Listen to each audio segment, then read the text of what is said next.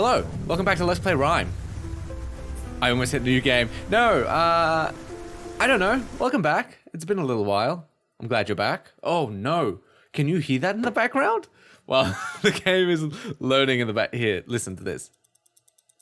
That's the time I have running in the background. I almost always forget to turn down the volume on my timer. But usually I just remember in the nick of time. Today has been the first time, I think, where I've started a recording with my timer on loud and clear.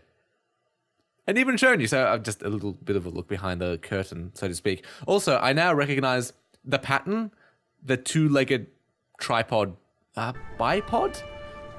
Is that what you'd call it? This Iron Giant dude over here? We'll call him bipod from now on. Yeah, that's part of the pattern. Anyways, in case you weren't sure of where we were at, it was just after we had saved the Iron... Oh yeah, that's right, the Iron Giant had given us some kind of vision, flashback, or a flash forward. Does anyone, just checking if there's invisible walls, keeping the game honest. Does anybody remember that show called Flash Forward? Where suddenly, it's seemingly everybody... There's a bird, there's nests for seagulls. Neat. Suddenly I'm reminded of Breath of the Wild. There was that show Flash Forward where the premise of the show, the very first episode even, was everybody suddenly passed out. And during the period of... Okay, you're just gonna do that to me. That's cool. And during the period everyone was passed out for a minute or so, the outcome... Or not the outcome. Everybody saw a flash forward of their future as opposed to a flashback to their past. You know, having a flashback. So the premise is, I don't know. People had this flash forward, they saw some drama happening, and we're following characters of cops. One of the cops didn't, during his pass out, he didn't actually see anything during his flash forward, so it was just black. Uh-oh. And so the main characters were worried that, the main cast of characters rather, they were worried that, oh no, maybe this character dies or something. Yeah, I don't know. I didn't really watch it. Another show that came out during a similar time was V for Visitor. This is going back, I think, 2012, 2010, maybe? Good. Where, I mean, okay, going back to 2003, 2004, was there some sort of kind of a golden period for TV shows? You had shows like Lost, you had shows like... Oh god, why is that the only one? Oh, Lost, Prison Break. What else did you have at that time? There were quite a few of these sort of high quality shows that seemingly everyone liked. Lost... Prison Break. My Name is Earl? Nah, not really. I don't think that was then either. It was just, it sort of went through a golden period, wouldn't you say? And then... I guess that does... I guess you're not going to let me pick it up as long as you're sucking me off. Okay, I understand. Okay, now this has become a little bit of a horror game, hasn't it? What else was there? Anyways, there were all these good shows, and they were really all quite popular, and then suddenly, it seemed, at least in my opinion, or to the extent that I was notified, it stopped. A lot of these TV series kind of grew bloated and not that interesting, and just kind of, it started off strongly, and then it kind of ended it off a little bit disappointingly. I guess there is Netflix nowadays, which I don't actually use. I don't really watch much TV anymore. So every now and then I get recommendations for TV shows that people like. And they tell me, hey, you should watch this show. You should watch Westworld, or you should watch some cartoons or something. And I think, yeah, I trust your judgment. And I do trust that they're good. It's just that I'm not one to watch television for reasons, because it's just not my preferred medium. It's too passive. Even, I know my parents, they kind of grew up with TV. TV was the big thing for them. And so oftentimes one of the ways, I guess a bonding exercise of anything with my father, for example, involves watching TV. And unfortunately, I don't like it. He seems more than happy to watch television with me, but I'm just sort of, it's far too passive. I like my entertainment to be engaging. Or rather, I guess it's not that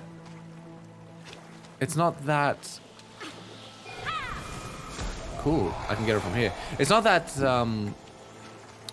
television, I think, is strictly worse than something like video games because it's not interactive. It's just something. It's more or less a taste of mine. I prefer interactivity and engagement over passive play. And that's I have watched movies and I have watched TV shows which I found incredibly interesting and incredibly engaging all throughout. The most recent movie I can think of which I found really engaging and I just was on the edge of my seat and enjoying it quite a lot was Baby Driver by Edgar Wright. And I really like that movie. Of the two movies I watched last year, the two of them being Blade Runner and Baby Driver. Baby Driver had to be my favorite. I loved it. And I was on the edge of my seat and I was absolutely engaged, no questions asked. That said, I'd still prefer video games and it's a matter of preference. It's not really, I'm not trying to be an authority on the matter of, oh, what is good entertainment and what isn't good entertainment. More so just me being like, I like video games better. Because I like being able to play and have control, and these guys respawn quite quickly, huh?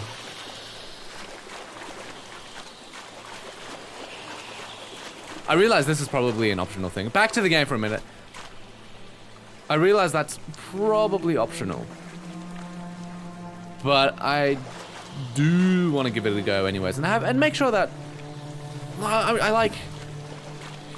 Admittedly, I'm not having a great deal of fun with this game. That said, it's not like I hate it or anything. I don't know why I tend to phrase these things so awkwardly. Come on. You can do a trooper.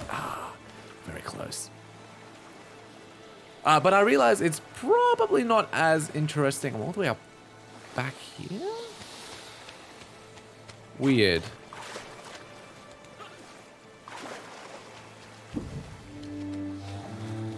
This might have something to do with it, huh? I'm thinking maybe if I throw this orb... No, I couldn't throw it, could I?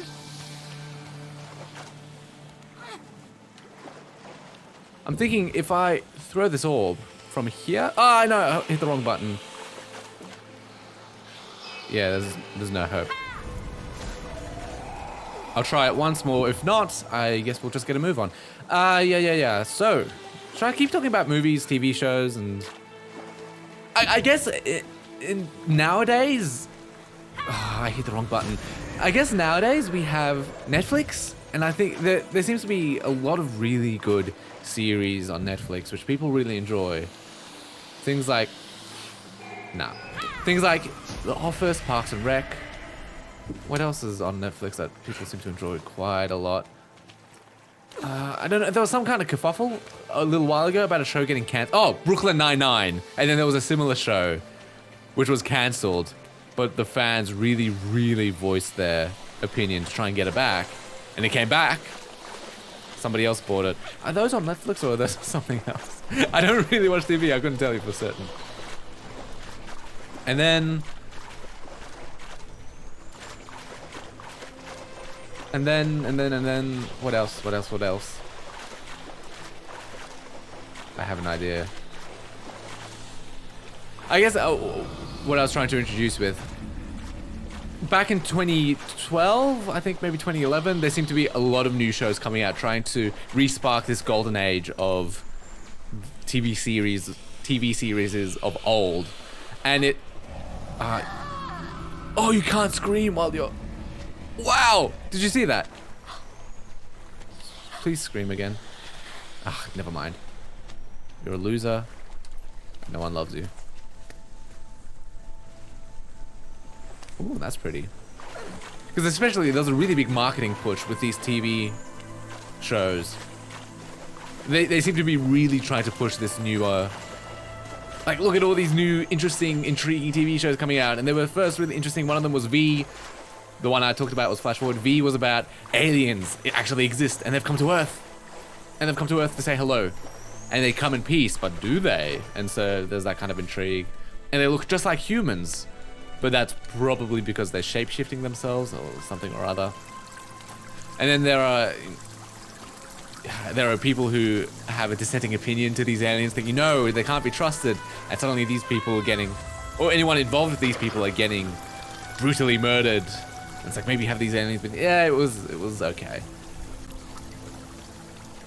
Just like pretty much every other TV show back at the time, it seemed to have grown bloated and nonsensical, even 2 or 3 seasons in. I am glad to see you. I have just been meandering, Mr. Foxman, and trying to find some kind of interesting conversational thread to follow. That said, because I realize, I see there has been admittedly far less activity surrounding this game than my other games that I was playing. Pyre, What Are They, Far Lone Tales, and The Room. I've been meaning to play, oh, wait, hold on. I will follow you in just, okay, I'll just go. Pyre, Far Lone Tales, The Room 2, I'll come here in a second. I think this is the right way to go. And, yeah, and I think I've been promising to play what was it? Dust Force Deluxe Edition for a while now. I don't know why I haven't started yet. It's sitting there in my library. It's already fully downloaded. It's just waiting to be played. There's also Rain World I've been promising to get back to. It's just, what's going on? What was that sound? I just feel like I want to do Rain World justice, and it means I kind of have to do some, dare I say, but like study for it first. Which might sound weird because I do intend playing the new-ish, I say that in air quotes. The new content, I do have an idea of a structure I want to follow. That said, it's going to take a little bit of study on my part in order to really properly execute upon it. So I guess that's something to look forward to, some of my future plans. I shouldn't really be talking about future plans until much, much later in the game. And I just realized a clever way to see how much I have left.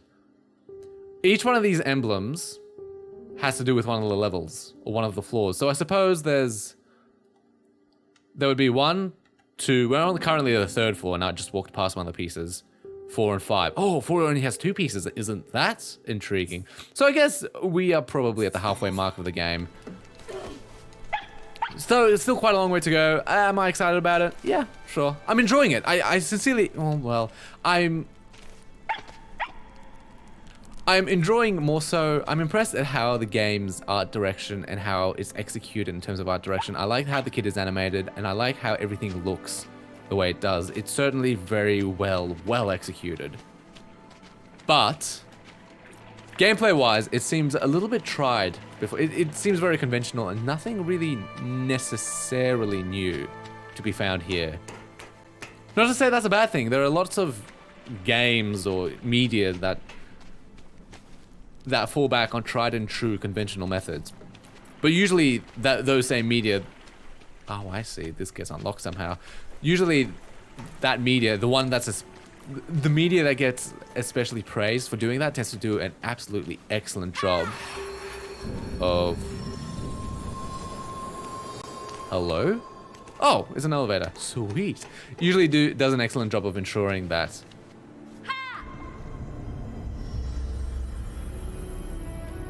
that was cool.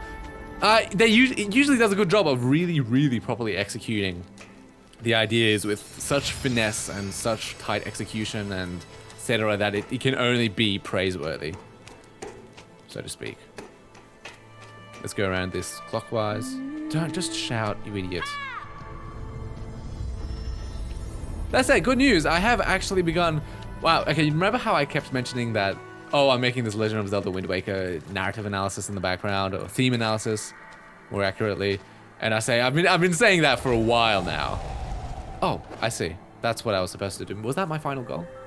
Well, I haven't given up on that, truth be told, but I have begun actually working on...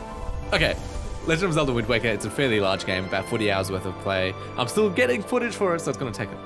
Hey, that's the orb that the Iron Giant showed me, the Bipod. I've decided to... I'm still collecting raw footage for Wind Waker. Instead, Shovel Knight. I'm gonna do one for Shovel Knight instead regarding the level design and more so mental models and how to teach. Not necessarily tutorializing, but because I think Shovel Knight's level design is foundationally sound. It's fairly good, but it doesn't really develop very much. It doesn't really improve upon itself, except for one particularly noteworthy area level in the game, which I think is worth looking at and worth analyzing or breaking down, because I think it was really interesting. And I'm specifically phrasing it with the purpose of using Shovel Knight to as a case study, more or less, to see, you know, how does this game teach us? Where does it fail? Where does it do really well? Because I think I'm probably in the minority when I say Shovel Knight's level design isn't excellent. It's just good. Which is, what's the difference? Excellent, I think, would imply a level of mastery and expertise in the development of the level design. And I'll try to step through it and try to really properly show why. Though I've replayed the game, I've gotten pretty much all the footage I need. It's just a matter of... I sometimes doubt myself because I'm thinking, no, it does a good job. It's just not doing an excellent job. How am I supposed to talk about this without sounding like some kind of contrarian, whiny asshole? Basically. Oh, Tree of Life. You know what Tree of Life reminds... Oh, here's the key. Tree of Life from Plants vs. Zombies. There was some bonus content. I think it unlocks towards the end of the game, where you can earn resources from this tree if you just feed it. You have to buy fertilizer and you feed it this fertilizer and it grows and occasionally it gives stuff back. I can't quite recall how it works. I enjoyed Plants vs. Zombies. Something to be said about tutorializing that game as well. It's a little too drawn out in my opinion. Does a good job, but still too drawn out. Okay. Making progress. So is this tree organic or is it... Ew. It's a baby boy!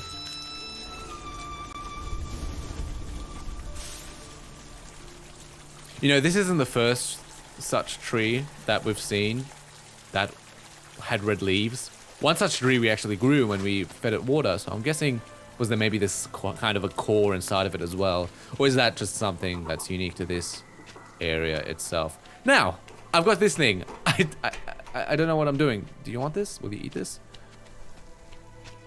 Do I? Oh, hello. That's right, onto the pedestal. Man, yeah. I'm glad that this has been my first Let's Play. In a little while, I see that needs to be dragged around, but I'm not too sure exactly where yet. I'm glad this is the first game in a little while that has required more than freaking 10 episodes. Something I noticed about these really short games that I began playing for just a brief moment. I mean, a brief period of time is probably better to say. Am I sure? Pull this back? No, I can't go back. There's a ledge. I can't exactly go forward, can I? It's really easy to burn out on playing these shorter games, specifically because every time you start a Let's Play, there's sort of like a fixed cost and a running cost. The running cost, fairly cheap, but it involves the editing process, so essentially just throwing together... I have no idea what I'm supposed to do. It's essentially throwing everything in a video editor, cutting it up correctly, doing some light editing, touching up the audio a little bit, rendering and then uploading. And then doing all the metadata, which sounds like that's like a lot of work, right? But my process is fairly efficient. I have everything mostly written down and I have periods of, it's fairly straightforward and easy and it's a single batch. Is this gonna close the door? Yeah, it will. Huh, okay. It's not that bad. Where it does get annoying, especially if you have a video a game which you can finish in a single day, all episodes. You have to, it's preparing the metadata, preparing the titling, creating the directories. Because seriously, creating just the tagging by itself is a really somewhat arduous process, especially as you start racking your brain and realize I still have 500 characters left. And I have no idea what I'm gonna fill it with. And I'm not going to spam. I believe YouTube has inbuilt. You can throw, I didn't realize you could throw. I believe YouTube has inbuilt spam detection, especially if you decide to tag, or yeah, if you decide to tag your video as something ridiculous like, oh, hello, I didn't realize. If you decide to tag your videos with something like, oh, Overwatch, or Leet gameplay, or something that's completely unrelated and exists solely to, like if I started making all my tags on my videos about PewDiePie, I might probably get flagged. Well, it's not like a public flag. Oh god, look at the time. It's not a public flag, it's just more or less, I believe, discreetly the YouTube system will recognize that I'm trying to cheat the system and punish me for it. Anyways, that brings me to 21 minutes. Thank you so much for watching. I do appreciate your viewership. Stay tuned. Gonna be a lot more RiME coming in future, but until then, hope to see you later. Bye.